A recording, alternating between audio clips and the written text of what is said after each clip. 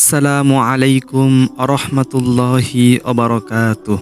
আশা করি আল্লাহ সুবহানাহু ওয়া তাআলার অশেষ মেহেরবানিতে আপনারা সকলেই ভালো আছেন। সম্মানিত দর্শক মণ্ডলী, আজকের আলোচনার বিষয় হজরত ইউসুফ আলাইহিসসালামের জীবনী। হজরত ইউসুফ আলাইহিসসালামের পিতা ছিলেন ইয়াকুব ইবনে ইসহাক ইবনে ইব্রাহিম আলাইহিসসালাম। তারা সবাই কেনান বা ফিলিস্তিনের হেব্রন এলাকার বাসিন্দা ছিলেন। হজরত ইউসুফ আলাইহিসসালাম ইয়াকুব আলাইহিসসালামের দ্বিতীয় স্ত্রীর গর্ভে জন্মগ্রহণ করেন। তার জন্মের পরপরই তার আম্মা ইন্তেকাল করেন। পরে হজরত ইয়াকুব আলাইহিসসালাম তার স্ত্রীর অপর এক বোন লাইলাকে বিবাহ করেন।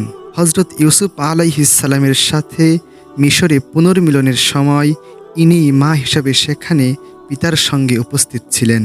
হজরত ইয়াকুব আলাইহিসসালাম মিশরে পুত্র ইউসুফের সঙ্গে 17 বছর মতান্তরে 20 বছরের অধিক কাল অতিবাহিত করেন। অতঃপর 147 বছর বয়সে সেখানেই ইন্তেকাল করেন। মৃত্যুকালে তিনি ওসিয়ত করে যান তাকে যেন বাইতুল মুকদ্দাসের নিকটবর্তী হেব্রন মহল্লায় পিতা ইসহাক ও দাদা ইব্রাহিম আলাইহিসসালামের পাশে সমাহিত করা হয় এবং তাকে সেখানেই সমাধিস্থ করা হয়, যা বর্তমানে খলিল মহল্লা নামে খ্যাত। হজরত ইউসুফ আলাইহিসসালাম 110 বছর বয়সে মিশরে ইন্তেকাল করেন এবং তিনিও হেব্রনের একই স্থানে সমাধিস্থ হওয়ার জন্য সন্তানদের নিকটে ওসিয়ত করে যান। রাসূলুল্লাহ সাল্লাল্লাহু আলাইহি ওয়াসাল্লাম বলেন, আমি মিরাজের রজনীতে হজরত ইউসুফ আলাইহিসসালামের সাথে সাক্ষাৎ হলে দেখলাম আল্লাহ যেন তাকে সমগ্র বিশ্বের রূপ সৌন্দর্যের অর্ধেক দান করেছেন। এখানে উল্লেখ্য যে সাহাবী বারা ইবনে আযেব রাদিয়াল্লাহু তাআলা আনহু বলেন, রাসূলুল্লাহ সাল্লাল্লাহু আলাইহি ওয়াসাল্লামের চেহারা পূর্ণ চন্দ্রের মতো। এক ফার্সি কবি বলেছেন, জুলাইখার গর্ভে হজরত ইউসুফ আলাইহিসসালামের 2টি পুত্র সন্তান হয়। তাদের নাম ছিল যথাক্রমে ইফরাইম ও মানসা। ইফরাইমের একটি পুত্র ও একটি কন্যা সন্তান হয়। পুত্র ছিলেন নুন।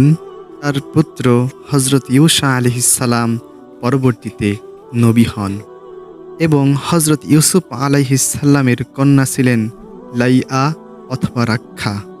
তিনি হজরত আয়ুব আলাইহিসসালামের স্ত্রী ছিলেন। এখানে উল্লেখ্য যে বিগত নবীদের বংশতালিকার অধিকাংশ নিশ্চিতভাবে প্রমাণিত নয়।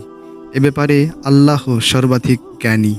মুহাম্মদ ইবনু ইসহাক বলেন, ওই সময় মিশরের সম্রাট ছিলেন আমালেক্কা জাতির জনৈক রায়্যান ইবনে ওয়ালিদ। তিনি পরবর্তীকালে ইউসুফের কাছে মুসলমান হন এবং ইউসুফকে মিশরের সর্বময় ক্ষমতার অধিকারী বানিয়ে বলেন, আমি আপনার চাইতে বড় নয় সিংহাসন ব্যতীত। এ সময় হজরত ইউসুফ আলাইহিসসালামের বয়স ছিল মাত্র 30 বছর।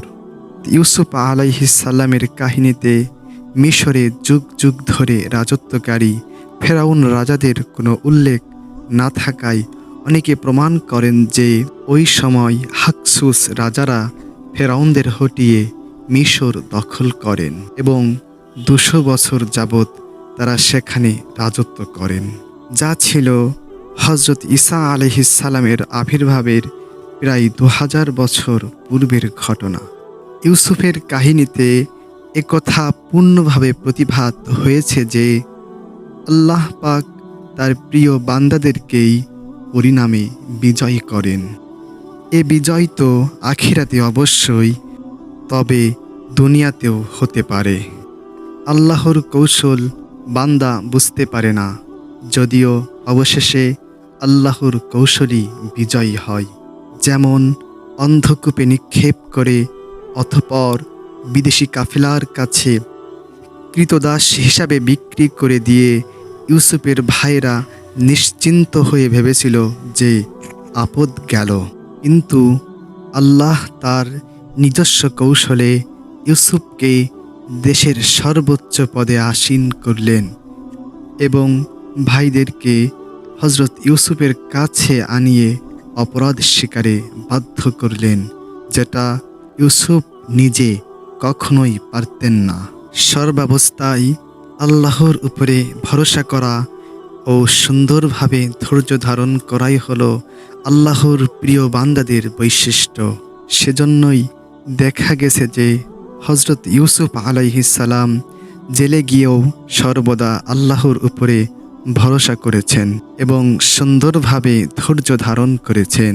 অন্যদিকে পিতা ইয়াকুব আলাইহিসসালাম সন্তান হারিয়ে পাগল পড়া হলেও তার যাবতীয় দুঃখ অস্থিরতা আল্লাহর নিকট পেশ করেন এবং ধৈর্য ধারণ করেন। নবীগণ মানুষ ছিলেন, তাই মানুষ্য সুলভ প্রবণতা ইয়াকুব ও ইউসুফের মধ্যেও ছিল।